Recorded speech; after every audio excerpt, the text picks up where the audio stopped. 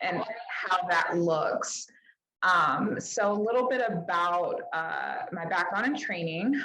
Following my father's deployment to Afghanistan, his second 15-month deployment, he medically retired. And I noticed that there were some things with his adjustment that were really not able to be handled in the house. Like he needed to get care, and I didn't know what type of care that was. So that really piqued my interest in mental health care and pharmacology, and also in adjustment difficulties for veterans. So right now I am in the last 30 days of my PhD program. I'm so excited.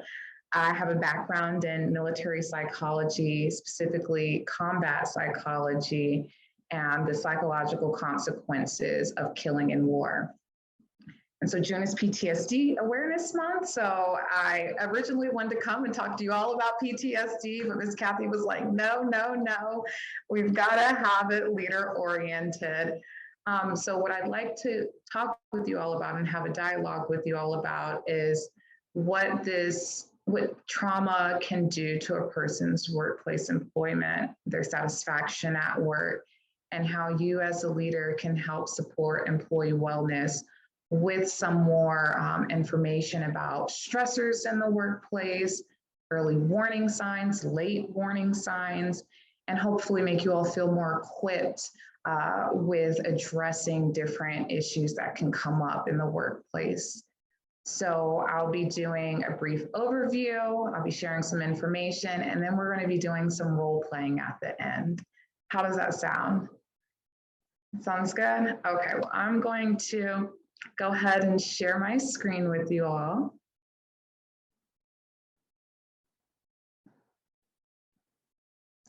And if you could just give me a thumbs up when you see it in presentation mode. All right, so today's topic is how leaders can foster psychological safety in the workplace. We will be starting off with a brief overview of what exactly psychological safety is. It's a really broad term, and I think it's used quite interchangeably with a lot of different other concepts. So we'll be first setting a foundation for a working definition to look and assess the information through. We'll also get an idea of why it matters. Why is it important to consider psychological safety in your employees, and how you as a leader can influence that. We'll then transition to recognizing some signs of stress in employees, some of the health-related issues that are associated with each warning sign. And then we'll wrap up with responding to these concerns, getting more comfortable with not just identifying, but reacting to these different types of difficulties that can come up at work. So psychological safety, let's just jump right in, okay? Psychological safety refers to an employee's perception of taking interpersonal risk at work, okay? So it is actually a resource that increases an employee's willingness to go above and beyond to help their organization, taking some sort of agency and being autonomous at work and adapting to different workplace environments.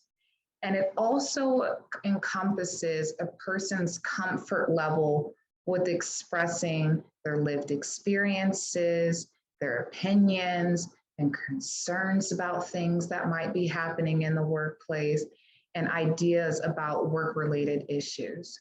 So a person's openness to expressing these domains is all founded on psychological safety. So this might look like voicing opinions about how to improve a work process at work, voicing concerns about different organizational policies that are contributing to stress, and improving your organization's response to accidents or crises that could arise, and also feeling just as motivated to tell you their mistakes as they are to tell you their successes.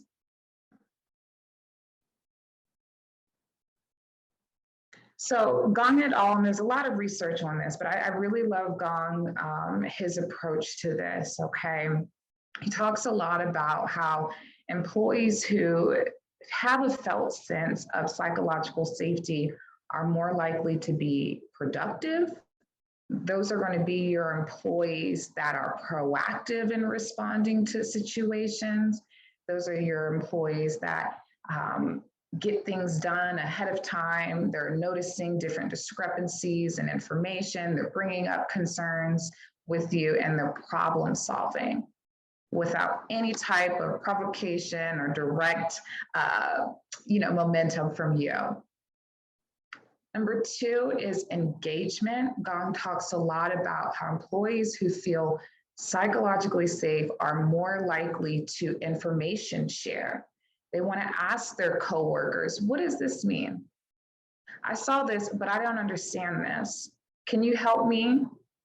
These are your employees that are participating in after-hours workplace shindigs. They're meeting up in coffee rooms to talk about life. They're more likely to collaborate and seek out information when they're having a difficult time.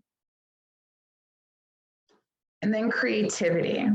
One of the benefits of having psychological safety is that you're more likely to be in that creative space. Psychological safety is linked to vitality and employees reporting confidence and trust in their leadership. And with all of those things, you can have a more creative workspace and feel free to make risk when you're being in your creative space as well. Is everybody tracking what I'm putting out there? Okay, very good. So what does work with psychological safety look like? It looks like employees encompassing employee well-being. So that means their physical health, their mental health, their levels of stress and motivation and commitment and job satisfaction and morale. They're all balanced. There's not an unequal distribution of energy across these domains. And when there's balance, a person has a sense of mastery. And so they look at their work, they come in and they're like, I've got everything I need to achieve my goals for today. There's nothing that can be thrown my way today that's going to debilitate me or keep me from going home to my family and having a positive day. Some of the benefits of having a sense of mastery in the workplace and with employee well-being is that you have a reduced reactivity to workplace stress. So as a clinician, I remember one day they were like, okay, 4 hours a day, you're going to have open access. And that scared the shit out of me. I'm like, I don't know how I'm going to be able to, go from postpartum depression to combat trauma to, whatever it might be. But having that open access of whatever walks through your door was very frightening. And it's because I knew that my leadership, if something was to go wrong, they wouldn't be very supportive. They had more of a deficit model. Well, what did you do wrong? Then tell me your mistake. Let's process this together. And it's hard to come by that type of leadership, but one day we're going to hope we all move more towards that process-oriented response. So psychological safety helps you be more, competent in workplace stress with handling it. It actually reduces your risk of depression to have a sense of mastery in your work, and we'll talk more about that. And it mitigates the side effects of stress and strain in the workplace. So, health has a significant impact on our ability to sustain work. And if our workplace environment is stressful, we can feel like our health is worsening. And so workplace stress can not only cause health issues, but it can worsen health issues as well and deplete our sense of well-being and mastery of all of our workplace domains. So let's talk about the military. Like, how does this pertain to our military service members and our veterans when we're thinking about psychological safety and we're thinking about well-being and having balance. The first thing I want to talk to you all about is that each of your service members and veterans, they're going to come in with a lived experience of being embedded within a hierarchical structure. Okay, so based on my experience, this could look like, you know, based on your sexuality, your ethnicity, your religion, your marital status, whether or not you have dependents. There's a distribution of influence in the military. And that's shaped by rank, that's shaped by pay grade, whether you're an officer, whether you're enlisted, whether you're a man, whether you're a woman, however you identify can shape how much influence you have in the workplace. So as a leader, it's important to be mindful of that, to speak up about that, to confront, I know that in the military, you might not have had leadership that supported you expressing your opinions and ideas and mistakes. But here, that's important to our workplace. That's important to our culture. The next thing is discipline and etiquette.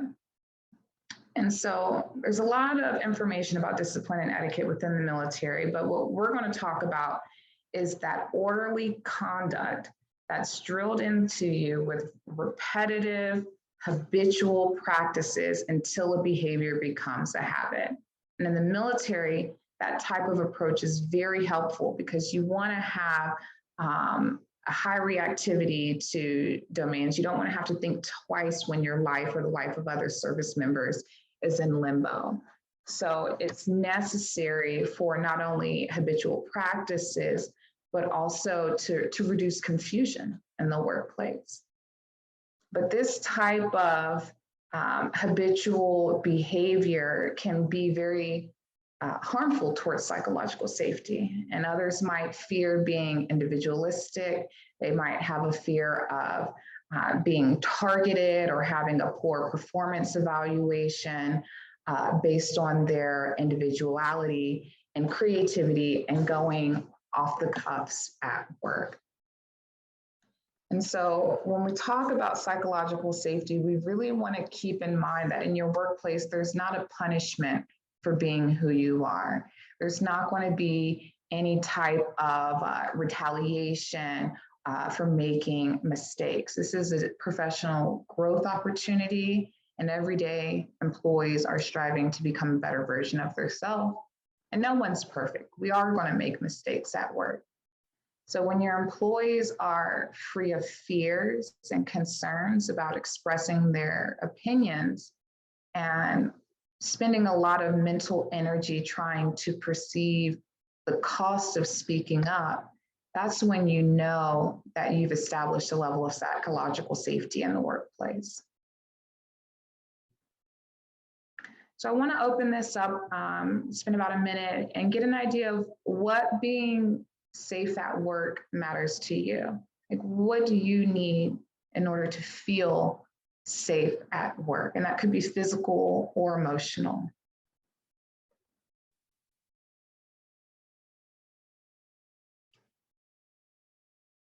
And feel free to unmute yourself. Hi, Denise. This is Jeannie. Hi, Jeannie. For me, it's about being able to express myself without fear of retaliation.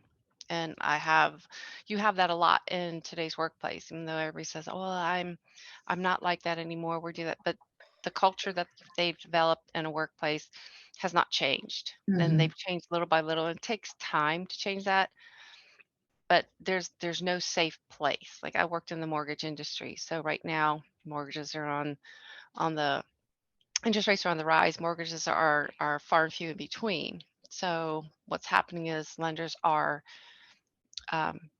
downsizing to the fact that, I mean, they don't realize that you upsized, you have my life in your hands, and now you're letting me go because it doesn't fit your budget. But you can't talk about it. You can't say anything about it because then you can't say anything bad about the company.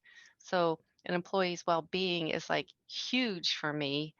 If I go somewhere, I want to be able to realize and say, "Hey, I'm here. I'm going to give you my all because you took the chance on me. I'm going to take the chance to you know, improve the company, improve the well-being of my my employees, or my coworkers. So Mhm.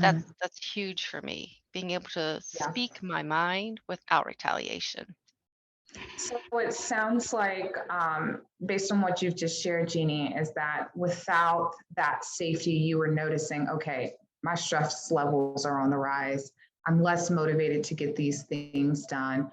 I'm less committed to the organization's mission if I can't be myself at work. It's very much in line with what we're going over today. Um, Perfect. I thank you for that. Beautiful. Thank you for sharing. And we'll do one more. I see Miss Mary Thank you. Massey. Mhm. Sure. I like the comment about the retaliation, and I know that's a really harsh word, and gets a lot of legal action at companies. And so the experience I had was that we were very, very careful to protect ourselves from retaliation. And what I found was you ended up becoming a pariah or an outcast when you spoke your mind. So you want to help and you want to grow the organization, but when you do, you feel like you're no longer a part of the organization. Mhm. And I know it wasn't done intentionally as a formal retaliation, but I think the emotions feel the same way. Beautiful. Thank you. And you're right, because when you're afraid of being outcasted, you start having those thoughts like, am I going to lose my job? Am I going to lose my source of income? It's going to cause me to be unable to provide for my family? That really starts to trigger some of those physical safety. Am I going to be able to live the life that I have worked so hard for without this job? And I'm sorry that you've experienced that in the past and observed it as well of retaliation, because that is truly a harmful experience and it can have a lot of long-term health effects that we'll start talking about moving forward. Yeah. And Denise, if I can follow up just a little bit, Sure. the feelings that you mentioned were not the ones that I had when I became the outcast. So the result that I had is, being a woman in executive management and being one of very few, if any, you're already trying to, or I am trying to play and be part of the team. And when I feel as though my outside opinions aren't being accepted or even heard, I feel even more less of a team. And so I'm not worried about losing my job because there are tons of protections and people will always say, hey, you'll never lose your job because you're a woman, right? And so it's not the fear of losing the job, but it's the lack of self-reward and self-confidence in that job. So I no longer feel as though I'm truly a team player. I'm a hanger-on. I see things that I believe could be done better and more efficiently, more productively, and yet my ideas aren't even being considered. And so I feel guilty for receiving the income that I'm getting. I feel as though I am just a bench warmer. I don't feel as satisfied in the workplace because I am not heard. So it's me not fitting in rather than them kicking me out. Okay. It's an odd, it was odd for me. Yeah. But I really appreciate what just happened, because what I observed from you correcting your narrative, and the assumption was that despite these challenges, your voice wasn't taken away. It was hard, but I appreciate you speaking up and I appreciate you telling your truth and that experience just now. And I hope this empowers other women who are in attendance today, to correct their narrative, to speak up about their lived experience, to express themselves. And I appreciate what just happened just now, Miss Massey. So thank you for that experience. Could I offer a quick comment too, Denise? You spurred Yes, something in ma'am.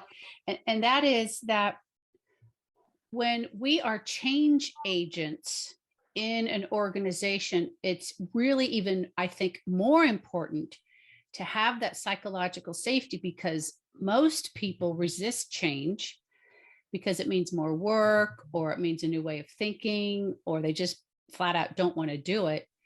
And so as emerging leaders, we really need to do it afraid and go beyond our comfort zone in order to be that change agent and make a difference. And the only way you'll do it is by taking baby steps, and then bigger steps, and then, leapfrogging, so to speak, because you can do it. And if you are a leader, frankly, you need to do it. So thank you. Thank you, ma'am.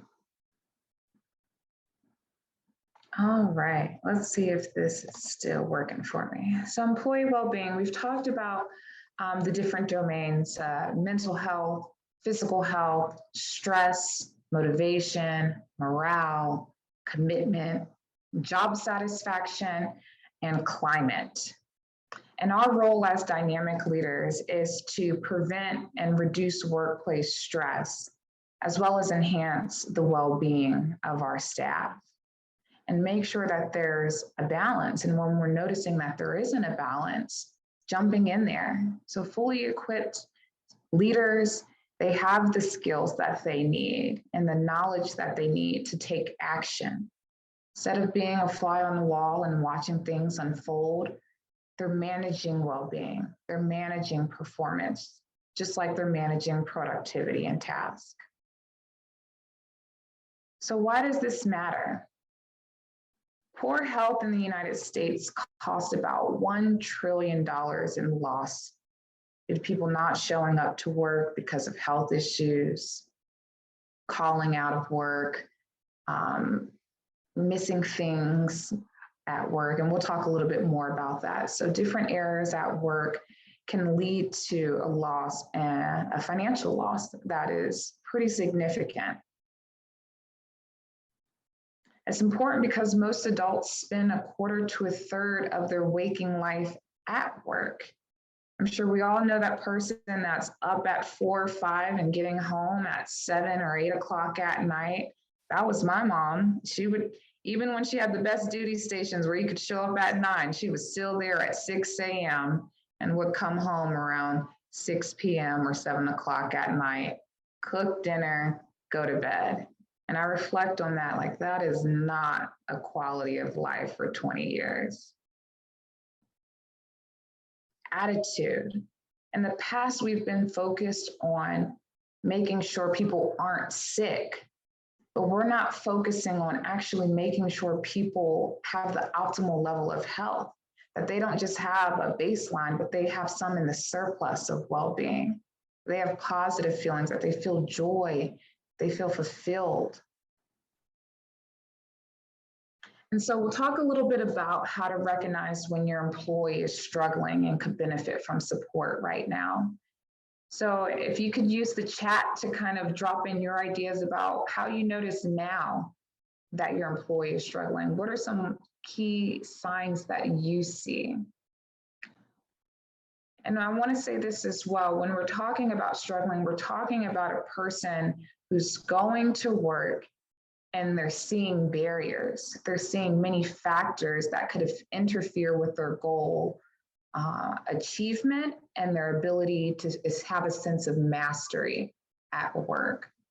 And so when we think about that type of constraint, you're thinking about a person who's at a higher risk of depression, a person who's more likely to experience burnout, a person who has a reduction in their productivity, and a person that might not be showing up to work consistently. So what are you noticing? What are some of the warning signs that you've seen in the past? A change in behavior, poor attitudes, wonderful. Irritability. In the words that people speak. And for me, I'll give you a personal story, if that's okay. I remember when I was in the worst spot in my entire life, and I had just started working for a company. And you know how everything that happens to you in life impacts every area of life. So whether you're in your family or in your home, it's impacting that. And for me, I was sharing with somebody at work of just my depression and whatnot that I was in. And the response was, stop talking to me. You're too depressing.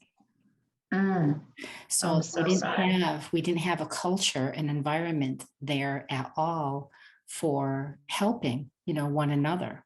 And that just pushed me further into that work, that place that I was in.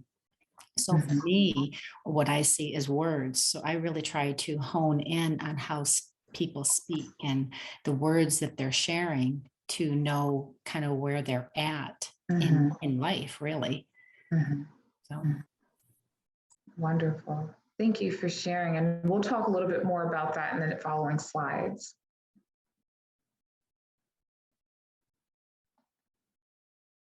So work without psychological safety, you're going to notice a struggle first. This is the first warning sign. You're going to see some behaviors that are letting you know that the person that you have on your team is having some difficulty coping and meeting the demands of their work. It's important to know that when you're struggling at work, that's not pathological. That's not something that you're going to seek therapy about. This is the precursor. This is the calm before the storm. So it's not pathological. It's not a behavioral health disorder. It is someone who is showing that in many ways they're being compromised, though. Their health is being compromised. And if there's not an intervention, you're going to see some more long-term effects that could take them out of the game for more time than you'd like. So these are the signals that something is happening, that your employee is being affected in a way and they need to be supported. Strain, though. Strain is a long-term response to stress. And it is the precursor to some serious problems. Strain is linked to high mortality rates due to heart disease, stroke, suicide. If your employee is experiencing strain, you need to intervene. This is a very serious condition. And what you're seeing is that over long periods of time, they've been under so much stress that it has impaired their health, and they are going to be unable to perform at the same level that they've been performing for you. So when you're seeing strain in a person, you're going to look at their task, what they're doing on a day-to-day person. They can't do the things that they've been doing at a normal level of functioning. There is going to be mistakes. So reducing their task at work, making some adjustments to their hours and their tour of duty, those are going to be the types of interventions that you put in place when a person is experiencing strain, because the focus should be on recovery. Let's talk about some early warning signs. You all actually named quite a few of them. This is a circus tent. When you're going to work and it's starting to feel like there are a lot of acts and shows and you don't know what's coming next, you're seeing emotional outbursts at work, that is an early warning sign. You're going to see some arguments, yelling, crying, probably. This is a sign of struggle. Social withdrawal. So your employee is starting to not have their coffee in the break room, not meet you all after work for dinner or happy hour, not attend any of the after work holiday parties, and not seek out that information exchange that we've talked about when there is a sense of psychological safety. You're also going to notice there's going to be some increased forgetfulness. There's going to be some misplacing of documents. This could look like not following up with clients or tasks or different projects, and missing meetings. Some of the late warning signs. Ms. Kathy spoke about this, the ghost. They're not there on time. They're not showing up to work at all, or they're calling out sick, or they're using the personal leave more often than not. I'm sure everyone's had that employee that's gone on Mondays and Fridays. They have that weekend sickness. It's a warning sign. There's something going on there. And then changes in performance. When the quality of a person's work starts to change, that is very revealing. And this is also the most observed warning sign that most leaders recognize. And when there's a change in performance, there's usually a push for productivity. And what we need to really start thinking about is what's going on behind the scenes, not focused on the productivity, but focused on, again, the process. So how do we respond to this? Communication. Research shows that due to COVID and different work environments and some people working remote and changes in the workplace dynamic, that it's important to have more frequent communication and shorter communication. Your employees do not want to stay in 1 and 2 and 3 hour meetings with you, but they would like to check in with you on a daily basis for about 15 to 20 minutes so that you and that person are on the same page. Compassion. This is something that I've noticed is happening more. Leaders are really valuing and understanding the importance of having empathetic emotional responses. So talking with an affective charge, responding with emotional language. I hear what you say. I'm very concerned. I'm worried about you. What you just told me made me really sad. Are you doing okay? Using emotional language can convey that you are understanding a person's struggle, that you care about them, and it's linked to not only easing the pain and suffering, but enhancing an employee's health and well-being. Compassionate language is also linked to employees returning back to work after sicknesses. And clarity. This isn't clarity of speech, this is mental clarity for leaders. We talk a lot within healthcare about taking a view from the balcony. So taking a step between patients, you've got your patients scheduled back to back. Before you go in that room, you're taking a deep breath. You're calming yourself. You're viewing what you're doing as accomplishable, as achievable, the task or the issue as something that you can handle. And you're getting in tune with how you feel in that moment. And it could only be seconds. Sometimes there are situations that are very demanding and need a quick response. But having a moment to be mindful will help you make decisions and respond in a way that is more in tune with your values and beliefs. Hey, Denise, just a quick comment. We have about 3 more minutes. If you wanted to wrap up, that'd be great. I'm really enjoying this presentation. I wish we had more time. Yes, ma'am. Well, this is great because we've reached our last 2 slides, which is our scenario. So I'd like to open this up for you all to unmute your mics or, use the chat. We have a scenario here. Chase, a married retired U.S. Marine who shares 3 young children with his wife of 5 years.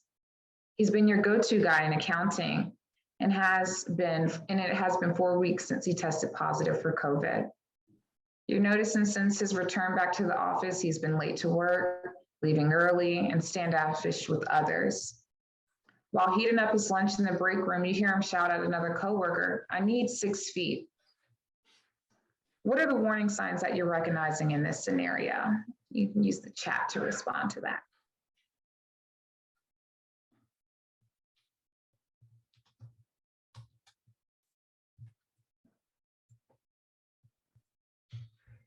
Anger, lateness, shouting unexpectedly. Yep. Okay, and I feel like this is very relevant for some of the things that we're going through right now. So you pull Chase to the side, and during your meeting, he begins to cry. and shared that his youngest child has an autoimmune disease and he's been worried about infecting his family since his return to work. He shared that he's been afraid of bringing this up with you because he loves his job and is afraid of losing it, but he's having trouble sleeping, and that's also affecting his concentration at work. I know we're pressed for time, but I do want to know how comfortable you all feeling handling these types of situations and how you think you could improve. This could be something that we talk about in another discussion, or that you could follow up with me by email about. Thank you. Thank you, Denise. I really do wish we had a lot more time to really dig into this more. I'm particularly grateful how you talked about the influence of military culture on psychological safety. The comment that I want to make is that even if a leader is uncomfortable in that space and trying to connect with someone who is in struggle or with strain, I'm not sure how to define the two, but, just try. You don't have to have the perfect words. If you have a heartful intent to try to help, and you lead with your heart, and you admit that you're not really sure what to do or say, people will respond really well to that.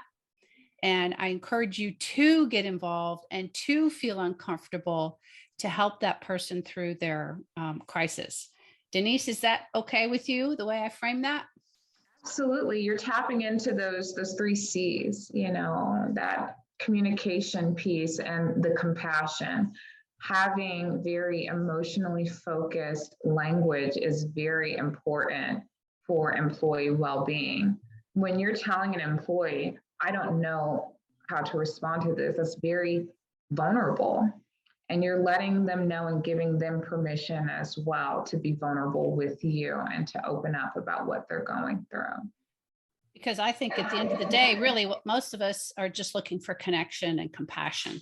And we leaders need to be sensitive to that and be willing to, be uncomfortable a little bit to help that person and to help your team. So let's give Denise a round of applause for her work and her upcoming graduation. Thank you all. Thank you all so much. And I hope today was helpful and that you walk away with something new, some more information to be a stronger, effective, and more compassionate leader. And for everybody, I want to wish you all, I know it's a lot going on this month. It's PTSD Awareness Month. It's Pride Month. There's Juneteenth. So I wish you all a very warm and happy June and a very productive rest of the year.